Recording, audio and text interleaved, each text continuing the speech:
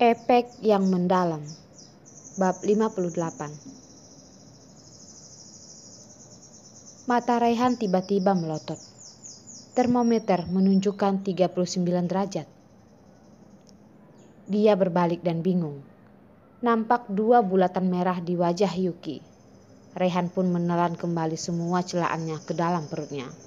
Menghela napas, lalu menutupi badan Yuki dengan selimut. Mengambil ponselnya dan menelpon Agus. "Agus, bantu aku untuk memanggil ambulan, cepat." Raihan pergi ke ruang penyimpanan, mengeluarkan kotak obat, mencelupkan kapas ke dalam cairan alkohol untuk menurunkan suhu tubuh Yuki. Pertama-tama, melepaskan pakaiannya yang setengah basah, lalu pakaian dalamnya yang feminim. Di balik pakaiannya terdapat tubuh putih dan lembut yang membuat panas birahi Raihan. Awalnya dia pikir Yuki akan melawan saat bajunya dibuka. Saat Raihan sudah bersiap akan perlawanan dan ocehannya, dia baru sadar bahwa Yuki sudah tertidur. Setetes air mata menggantung di bulu matanya yang panjang, bagaikan embun kristal di kelopak bunga. Pipinya menjadi lebih kurus, namun malah menampilkan sebuah penampilan yang indah. Bibir pucatnya tertutup rapat. Sepertinya ada hal yang membuatnya tidak bahagia dalam mimpinya. Raihan terbengong menatap wajah Yuki saat tertidur. Seakan kerasukan mengulurkan jari telunjuknya, menggambarkan postur wajahnya dengan detail. Alisnya yang tebal, hidungnya yang mancung, dagu kecilnya yang lancip. Jari telunjuk Raihan perlahan menyentuh wajah Yuki. Hatinya muncul perasaan kusut. Sebagian menyakitkan, sebagian lagi manis. "Yuki, kamu bodoh," ucap Raihan berbisik. Jari jemarinya masih melekat di wajah Yuki. Saat ini, Raihan merasa bahwa lebih baik jika Yuki bisa tertidur terus seperti ini. Yuki yang tertidur pulas, penurut, taat, tidak melawan sentuhannya, membuka diri untuknya dengan sepenuh hati. Raihan menyukai Yuki yang seperti ini. Ponselnya berdering. Raihan mengambil ponselnya, disambut dengan suara Agus yang terburu-buru. "Presdir, ambulans masih belum datang. Di luar sedang ada badai. Ada jalan yang tertutup banjir. Ambulans sedang terhalang di jalan." Hujan badai. Raihan bergegas ke jendela, membuka tirai. Baru sadar bahwa sedang ada hujan badai di luar jendela. Efek kedap suara di ruangan itu sangat baik. Hujan deras menggelegar di luar, tidak terdengar sedikit pun di dalam ruangan itu. Alis tebal Raihan mengkerut. Sekarang hanya bisa melakukan pendinginan secara fisik. Benar-benar tidak ada cara lain lagi. Yuki sedang hamil. Tidak boleh minum obat penurun demam. Mata Raihan melirik ke perut Yuki. Keasaman yang kuat langsung muncul di otaknya. Setiap kali melihat Yuki dan mengingat benih liar yang tumbuh di perutnya, amarah muncul di benak Raihan. Tetapi dia tidak ingin meninggalkan Yuki. Dia ingin melihatnya setiap hari. Raihan terus menggosok tubuh Yuki dengan alkohol. Tetapi masih belum ada tanda-tanda suhu tubuhnya akan turun. Dia menelpon ambulan beberapa kali. Semuanya masih terjebak macet di perjalanan. Hujan pun tak kunjung berhenti. Sepertinya Tuhan sedang menentangnya. Tidak ada jalan lain lagi, hanya bisa memarahi Agus, membentaknya untuk mencari jalan keluar. Kalau tidak, jangan harap masih bisa bergabung dengannya.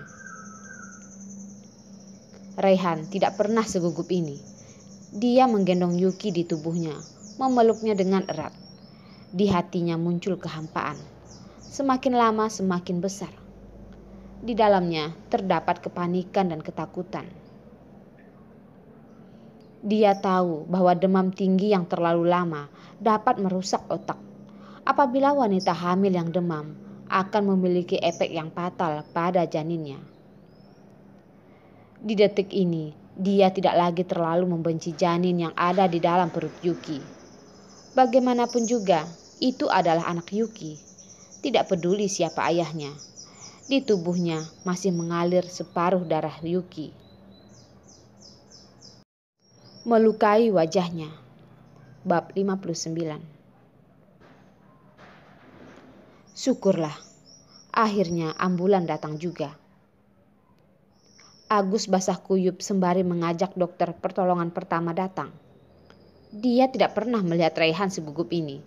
Ketakutannya bagai mengintimidasi orang-orang di sekelilingnya. Mereka memanggil mobil polisi untuk membuka jalan. Akhirnya memutari jalanan yang macet. Melihat wajah Raihan yang suram, Agus sampai tidak berani bernapas. Dengan cepat dia mengarahkan dokter untuk mengangkat Yuki ke ambulan. Dua dokter berjalan ke jendela, mengambil stetoskop dan mendengarkan detak jantung Yuki. Lalu mengecek kelopak mata Yuki dengan tangannya. Dia berkata kepada Raihan dengan santai, "Ini hanya demam biasa. Setelah diinfus akan membaik." Sungguh, itu hanya demam dan flu biasa. Sampai membuat keributan seperti ini, menakuti mereka yang menyetir menerobos hujan badai di tengah malam.